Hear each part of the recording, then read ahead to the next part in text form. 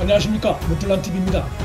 윤석열 검찰총장 측이 17일 법무부 징계위원회가 추측에 뿌린 내용으로 증거도 없이 혐의를 인정했다며 징계 불복 소송을 제기한다고 밝혔습니다.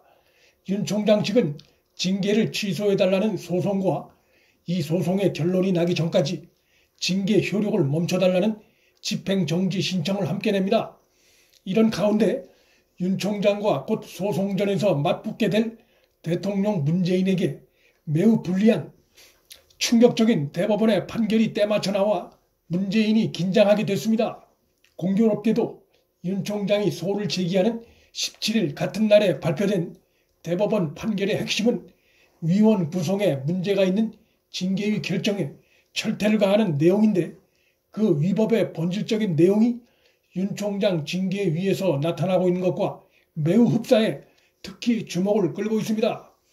회사 규정상 자격이 없는 임원을 징계위원으로 위촉해 구성한 징계위원회가 한 해고 재심 결정은 절차적 하자가 있어 무효라는 이날 대법원의 판단은 정한중, 심재철, 신성식 등 재척 사유가 있는 자들을 징계심의위원으로 선임해 구성한 윤 총장 징계위가 내린 중징계 결정이 중대 절차적 하자를 담고 있음을 강력히 시사하고 있습니다.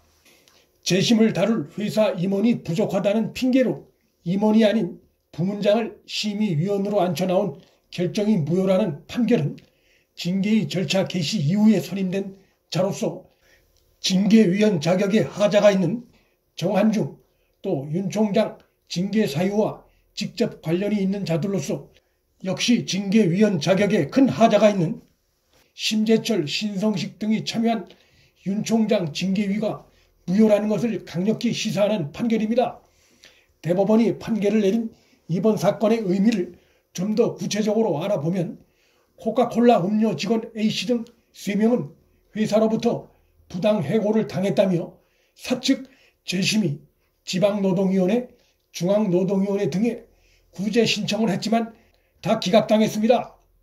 그러자 이들은 사측이 재심 징계위를 여는 과정에서 징계위 구성 관련한 회사 규정을 위반했다며 법원에 소를 제기했고 1심에선 승소, 2심에선 패소했습니다. 그러나 대법원의 일부는 재심의 구성 규정을 위반한 사실이 인정된다며 원고 일부 승소 취지로 사건을 서울고법으로 돌려보냈습니다.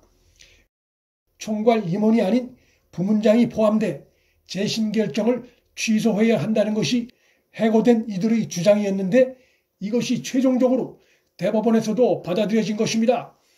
1심 재판부는 당시 재심위원회 구성에 중대한 하자가 있으므로 효력을 인정할 수 없고 절차를 준수하지 않아 징계 사유를 살필 필요도 없이 무효라고 판단해 피해자 편을 들었고, 하지만 2심은 재심 징계위원은 규정상 3명에서 5명인데 당시 코카콜라 음료의 총괄 임원이 2명에 불과해 규정대로 재심 징계위를 구성하기가 쉽지 않았고, 총괄 임원만으로 징계위를 구성하기 어려울 때는 규정에 따라 위원장이 위촉하는 자를 위원으로 폭넓게 인정할 수 있다며 회사 손을 들어주었습니다. 하지만 대법원은 재심 징계위 구성이 위법하다며 판결을 다시 뒤집으면서 당시 코카콜라 음료의 총괄 임원은 2명이었지만 합병된 LG생활건강에도 코카콜라 음료의 업무를 담당하는 총괄 임원이 2명 더 있다는 점에 주목했습니다. 총괄 임원만으로 3명에서 5명의 재심 징계위원을 구성하는 것이 가능했던 만큼 이를 지키지 않은 사측 징계위의 결정은 무효라는 것입니다. 대법원의 이러한 판결은 윤 총장 징계위의 문제점 관련해서 시사하는 바가 매우 큽니다. 추미애 측은 윤 총장 징계위를 열면서 7명으로 구성된 징계위를 최소 의사 정족수인 4명만으로 밀어붙임으로써 다양한 인적 구성으로 피청구인에게 불리할 수 있는 징계위 구성을 막겠다는 7명 구성의 취지를 깼고, 더 나아가 징계심의위원 결혼 시에 대비해 예비위원 3명을 두게 돼 있음에도 이를 활용하지 않았습니다.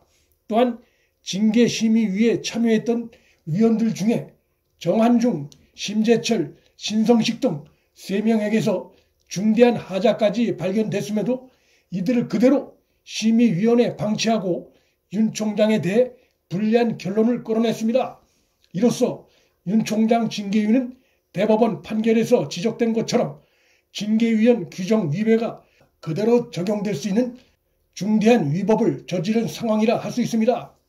이번 대법원 판결을 볼 때 대통령 문재인은 자신이 임명한 검찰총장과 곧 벌어질 집행정지 소송전 등에서 패배하는 대통령이 될 가능성이 매우 커졌습니다.